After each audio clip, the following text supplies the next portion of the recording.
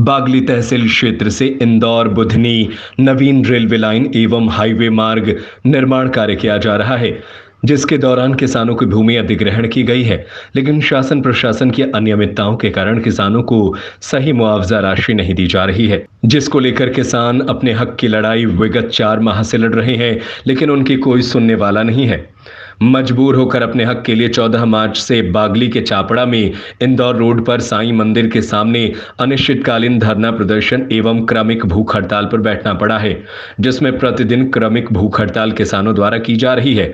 शुक्रवार के दिन धरना प्रदर्शन के दूसरे दिन बड़ी संख्या में किसानों ने एकत्रित होकर धरना स्थल से चापड़ा चौराहे तक रैली निकालकर प्रदर्शन किया, जिसमें बड़ी संख्या में प्रभावित किसान उपस्थित रहे। किसानों ने चापड़ा चौराहे पर एक नुक्कड़ सभा आयोजित कर उनकी पीड़ा आम जनता के समक्ष रखी।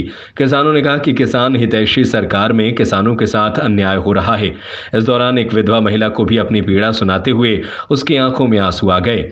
जब तक किसानों की मांग नहीं सुनी जाएगी, तब तक अनिश्चितकालीन धरना प्रदर्शन जारी रहेगा। कौन पाड़े हमारे खेत चले जाए तो मेरा अधिक उसकी राशि मिली नहीं मिली कम हाँ अधिक चाहिए आपको और चाहिए अभी हाँ राधा हम लगातार 4 महीनों से आंदोलन कर रहे हैं।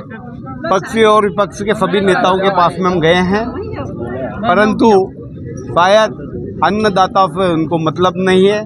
परंतु हम इस आंदोलन को इतना फैला देंगे। अभी हमारा 1 महीने से बिजवाड़ चौराहे पर प्रदर्शन चल रहा है।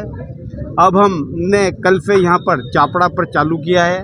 2 दिन बाद में हम खोडेल चालू कर देंगे और हम सरकार को स्पष्ट चेतावनी दे देते हैं कि चाहे आचार संहिता हो या कहीं भी हो, हम अगले चरण में प्रदेश की आर्थिक राजधानी इंदौर को चारों तरफ से जाम कर देंगे। किसी भी स्थिति में किसानों के साथ में सरकार को न्याय करना पड़ेगा। और मेरी पार्टी को विनम्र निवेदन है, किसान को इतने हल्के में नहीं ले। अडानी अंबानी के लिए सरकार के पास में पैसा है, परंतु दाताओं के लिए उनकी ज़मीन कोड़ियों के दाम में ली जा रही है, उनके लिए पैसा नहीं है। बहुत से किसान बिल्कुल बर्बाद हो गए हैं, जिनकी ज़मीन इस योजना में चली गई। ये हमारे बीच में जैसे बुआ जी मात्र ग्रामीण क्षेत्र बहुत कम निकलती थी, तो ये भी अपनी ज़मीन बचा लिए निकली हैं। क्या संदेश दिया गया रैली के माध्यम से? हम रैली के माध्यम से संदेश ये देना चाहते हैं कि जनप्रतिनिधि किसानों की भावनाओं को समझे, अन्नदाता भावनाओं को समझे। 80% की आबादी हिंदुस्तान में किसानों की, सिर्फ किसानों के हाथ में ही इतना क्यों किया जाए?